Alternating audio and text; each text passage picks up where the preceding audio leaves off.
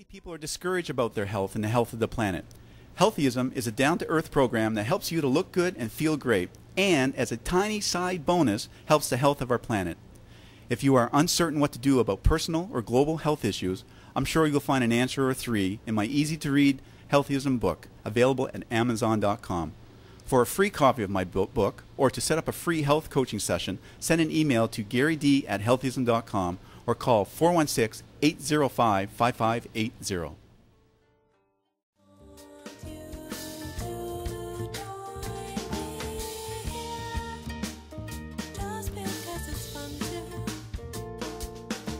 So we're here now with Gary Drisdelle, who's written a book called Healthyism, Healthy Eye, Healthy World.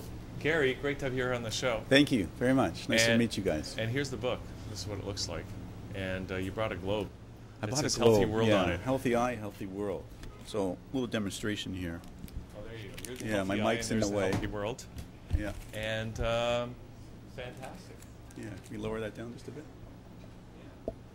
So, and you're from Moncton area? I'm from the Moncton area, just outside, Shediac area, about 10 minutes from Moncton. Yeah. Yeah, so I grew up on the East Coast, Yeah. Northumberland Strait. Yeah. Yeah. That's great. Yeah, very nice. I Okay. go back every summer. Yeah, well, that's great. I've only been there once. To Shediac area? I went Yeah. Through that area, through Lobster Moncton and Bay of Fundy and Oh, nice. all that kind of stuff. Yeah, it was Nice. great. Yeah. But tell us about the book, Healthyism. What's the essential message that you're Well, getting the across? essential message is there's a lot of mess going on in people's lives, a lot of sickness, and there's a lot of problems in the earth, environmentally especially. And I wanted to find a way to connect the two. And I think I did. I think that through the individual, through increasing the health of the individual, we're able to increase the health of the world. And that includes environment and many other things. Okay, so I mean that's kind of an interesting idea. They say that all the time, right? As above, so below. Yes. You know, be the change you want to be in the world. Yes. But still, sometimes I have trouble seeing the cause and effect of that. Yes. How do you do that? Well, you know? when you look at I asked my daughter the other day, I gave her a comparison. If you have a sick and tired person, will they be able, first of all I asked her, what do you think of the state of the world? And she says it's a mess. She's 13 years old, she knows that it's a mess. I said, well, how do you think we can actually do something about it?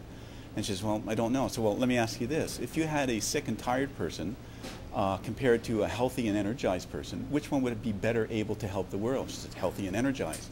So to a 13-year-old, it made absolute sense. The more healthy you are, the better chance that you'll have a calmer mind, better chance that you'll be able to do better for others, because when you're feeling good, you're not in a survival mode. You're more in a mode of compassion, calmness, kindness, if there is that possibility in you, because most of us have been messed up our entire lives through the programming, through the input from many, many different realms, from society to school to government, media, and so on. Yeah. Yeah. Well, so is it a book to help people get healthy? Is it essentially like a lifestyle? It is a conduct of life book, how to take a look at your life and take a look at the various areas and give yourself a little rating, how you're doing in various areas. I wrote it about me, so it's in the author's own examination of himself, but you can take a look at it and get ideas on what to do about your own life.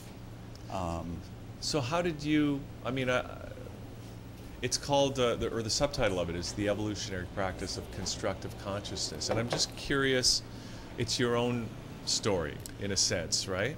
And I was probably high on sugar when I put that there. Which is part of the problem. Yeah, high on sugar, right? When you have your second run, you can change that subtitle. Yeah, subtitle would be more along the lines that, you know, health. Well, I think the original subtitle, Healthy Eye, Healthy World, sort of says it all. Yeah. And then something along, take care of the world through the individual. You know, just like you said, be the change you want to see in the world. Well, Yeah. do you have any diet diet tricks in there? You know, I operate as a health coach, and I also operate it as a fitness trainer. When you're a coach, you try to find out from the person what works best for them. sometimes I have to change hat and be a nutritionist.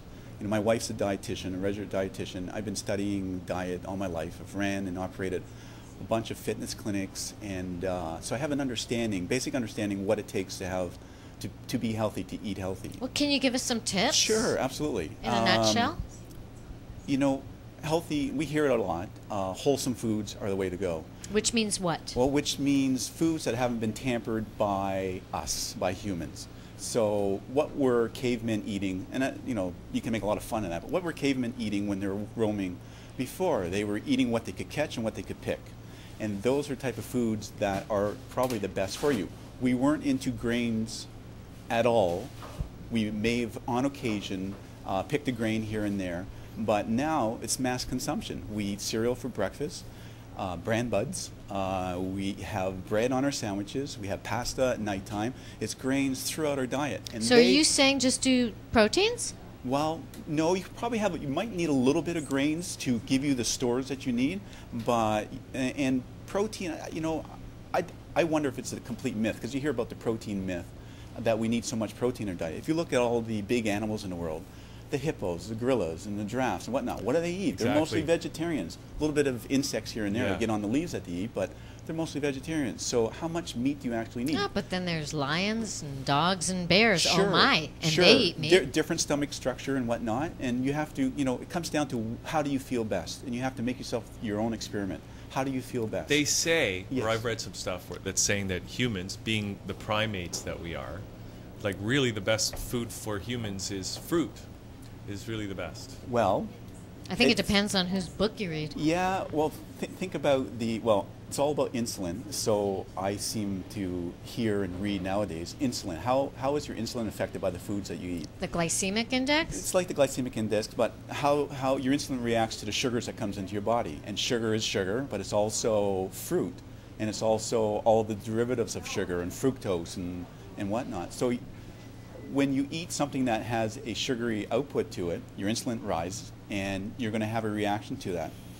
But the thing is that how does it affect the reactions are inflammation. So how does it affect your body? In the gut, in the joints, in the brain. Those three key areas. And that's where a lot of our diseases are right now. Arthritis, stomach problems, and brain problems. I would say to people, the best thing you can do for yourself is just go, get rid of everything for 2 days, 3 days, and just eat vegetables, okay? Oh, who wants to eat vegetables? But true. Do that for 2 days, 3 days, and then start bringing things back into your diet. No. How do you feel? Yeah. How do you feel? Okay, well, I ate that. I didn't feel so good. If you want to keep eating that, by all means. But if you want to feel better, maybe eliminate again. Try something different. Start experimenting with what works for you. And then you're going to discover your own regime. There's no one regime that works for anybody. Because when you look at the lineage, your own lineage, where does that come from? You may have an Eskimo grandfather and a Indian tribe that only was vegetarian, meat and vegetarian. So maybe you work best with both vegetables. Or a cannibal cousin. Or a cannibal cousin. But if you have a lineage that was mostly vegetarian, maybe you work better with vegetarian. If you have a lineage that's mostly meat eaters, maybe you work better with that. You know, when we eat too much meat, even if you're a meat eater, probably. And I have to keep saying probably because what works best for you.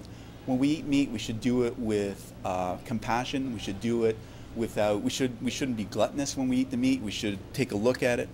Don't get me started because. No big steak for Hugh at you Morton's? can have a steak. All No, right. I can do that. Good thing. No. No, See, he said I could. you're You agreeing can have with a him. steak. I was going to today? treat you, but no. Today? I can't Today's do it good. today, but no. Steaks are good. It's good. I don't have to eat buy you a meat. steak. I call myself a meat-eating vegetarian. Yeah. I eat mostly vegetables, and once or twice a week, more like once, I'll have a piece of meat. And when I eat that meat, I give it a little prayer, which I do with all my food. And it's not a religious prayer. It's a little affirmation with the food that I eat. Thank you for the life that you lived, no matter what it is in front of me. And you do that for your lettuce too, because it's living as well. For sure. Yeah, at one okay, time. it may sound kooky, but it allows me for a moment, and it gives me a little shiver up my spine when I say it. Thank you for the life you live. I'm going to take you into my body. I'm going to assimilate you into my cells, and I'm going to go forth and do good in the world as much as I can. And if I mess up, I'm going to forgive myself, try again the next day. Okay, now Gary, do you Yes. ever have a donut ever or a piece of French fry? Because Mary Ellen brought the muffins today. Yes, I So do. do you? And Yes. how do you feel after you eat it? Is Well, it tasty to you? Do you here's the feel thing. guilty? Here's the thing. If I'm feeling great, I call it like smother the other. You smother the bad foods with all the good foods. Okay, you try to have a really good life, and that includes with proper sleep, proper food, proper exercise, and so on. Proper sunshine. We need to get all that stuff in. If you're doing all that stuff right, you can take the other stuff in and do well. You can function normally. Your immune system will be strong, whatnot. But if you're weak, if you're having problems in your life, if you're having headaches and you're having stomach problems, you should go 90, 100% with your diet and all the other things I mentioned, sleep and sunshine and whatnot. Try to get all that stuff working as great as possible. Once you're feeling 100%, then go ahead. If you're looking to get better, there's no way that I would ever say do this. I can't tell anyone to do this. Enjoy your life. But if we look at the world the way it is today, the best way to get out and help the world is to take care of yourself first. The analogy I use: if you're on an aircraft and it's going down, and you have people that you got to take care of, and you go to start putting it on without doing your mask first. You go put a mask on someone else, and you pass out. What good are you to the others, right? If you want to help others, you want to help the earth, and I think we all do in a way. We want to continue having the fun that we do out there in the world. Take care of yourself first. You're going to have a calmer mind. You're going to be more in a state of oneness with others, and so on. So, Gary, so who's this book for? Like, who is the person that's going to get the most out of this book? Well, that question's always asked in marketing and always asked in PR. Really? Who is that book for? Who are you marketing to? Right. But it's really hard when you're talking about health, because it would be for everybody. It's for everybody, and for those, it's for those who really want to make a change in their own lives. And as a little side benefit, you're going to make a change in the world. I take a look at the world as made up of many minerals and elements, including humans as one of those elements. And the more elements and minerals that are healthy on the earth, the healthier the earth that we have. Same as your body. The more healthy things you got going on, the greater you feel, and the greater your mind. Do you believe in chelation? My dentist, a holistic dentist, yeah, he believes in chelation. I've spoken to him about it. I think there's something about it. It takes out the toxin. I haven't studied. I can't really answer that very well. Yeah, it's almost like chemotherapy. It takes out all the metals out of your body. It takes all the metals and that. Yeah. IV process. I just heard it's good even for autism. Gets the mercury out. Yeah. You know, the challenge is you go to the health food store. There's 1,000 or 2,000 things that are good for you. Absolutely. It's about finding the 5 or 10 things that are really good, and there's probably 5 or 10 things that are extremely good for you that will do well. Let me ask you a different. Then, if for somebody that reads the book, what are they going to come away with? They'll come away with an answer or 3. They're going to come away with an answer or 3 about the connection they have to the world, but maybe people aren't interested in that. And there's no way I say you have to be interested in that. They're going to come away with how our instincts and how the programming, inner mental programming, the acronym IMP, dictates how we move forward in our life. From the time we're born, when you're a baby, and if you were left to be raised without any social and schooling negative pressures, whatever they may be, you're going to have probably a healthy, happy human being, as long as environment doesn't destroy you and whatnot. And then you only have to deal with your instincts. If there's something that attacks you, your reaction to it. The instincts nowadays is the guy cuts you off in the supermarket or cuts you off on the highway. How do you react to that? So it's probably best to control our instincts.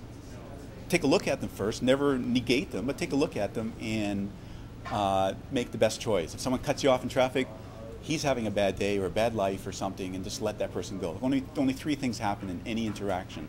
As a martial artist, this is what we teach our students, is that you can either get hurt yourself, you're going to hurt the other person. If you hurt the other person, they're in your life either because you're going to get some type of charge or they might want to get back to you, or you both get hurt. And that's usually 3 things that happen in interaction. It's best to let it go if you can. There's situations where someone's attacking your loved one or whatnot, you're going to have to interact. But so the point is that your inner mental programming, your IMP, and your instincts are the key ways, the key things that you have to control in your life. Your IMP, your instincts, those are the key things you have to control. If you're going to take anything away from there, try to find out what controls you, what controls your mind, what controls your reactions to things. That would be the key, the absolute key. So if you feel good, you do good, and if you do good, the world's good. Well, it'll be better chance of doing good. yeah. Doesn't mean it's going to do good. We have a Yeah. lot of challenges No going on. guarantees, that's for But sure. better chance. We'll be more empowered, more energy. Do you more think clarity. there's hope, Gary? I mean, we just Jack Layton passed away this week, Yes. and we're going to hopefully talk about him later in the show. But you know, I think one of his last things that's getting a lot of people reading his last words, and one of them was, you know, look at the world with optimism, you know, and maybe we can change it. Do you think we really can change it before we ruin it? Well, all due respect to the family, I really feel for the family for what happened to Jack. He's too young to pass away. I hear of Jack, Ed Broadbent the other day on the radio was saying, I often had a cigar and a bottle of wine with Jack. And I heard something about Orange Crush. I don't know if that's true. That there's something possibly going on with his diet that he could have changed. He went the conventional route. There's no way I would ever say don't do the conventional route. You're going to have to make your own decision on this. But take a look at all the other realms first or in tandem with your treatments that's going on. Make sure that everything is in its peak form. And that includes nutrition, exercise if you're capable, includes sunshine, includes taking care of any emotional traumas that you've had in your life. Because those, you know, there's something about emotions when you have an emotional challenge in your life that it gets locked into you, and you may go around with this in your life. You should find a way to relieve that, either through a professional psychologist or through some of these alternative approaches like emotional freedom therapy or the WE technique or Sedona method and whatnot. There's a lot of things that you can do to alleviate the challenges. So I think that he should have also tried some other methods also. No judgment on that, but there's probably some other methods that he could have For sure. explored. Okay. Well, listen, it's great to meet you, Gary. And I'm not trying to be serious here, but we have, you know, things that we have to do. well, I know, and you know, I think that's part of it too. Is you can't be too serious about stuff. No. You gotta carry that sense of humor No. with you no matter what, and that have helps fun, us get through have those fun. tough times. But if you need some energy, need some clarity, maybe you got to do a few things differently. Absolutely. So, how can people get their hands on the book? You can go to the website HEALTHYISM.com or Amazon.com and just HEALTHYISM, healthy with the ism, and they can pick it up there. Fantastic. And you gonna be doing any tours in Toronto or anything I like have that a with the workshop book? coming up in October, Yeah. middle of October. So go to the website and you can, or you can give me a call, Yeah. 416-805-5580, 416-805-5580. And I'll give you the date exactly. It's the middle of October. I think it's the 17th or 18th, but it'll be on the website, healthyism.com, in the next day or two. Fantastic. Okay, Gary. Thanks a Thank lot for you. coming in Thank you today. very much. So, Marla, food for thought. Let's Lots take a of little thought, break. lots of food. Yeah. And Steak. hey, let's close Looking the for window that behind us. steak 'Cause from Morton's. Let's bus. listen to No, some no steak for you, Jessica big guy. Stewart, Have and steak. we're going to come back with Sue Ricketts right after this here on Liquid Lunch. We'll be right back.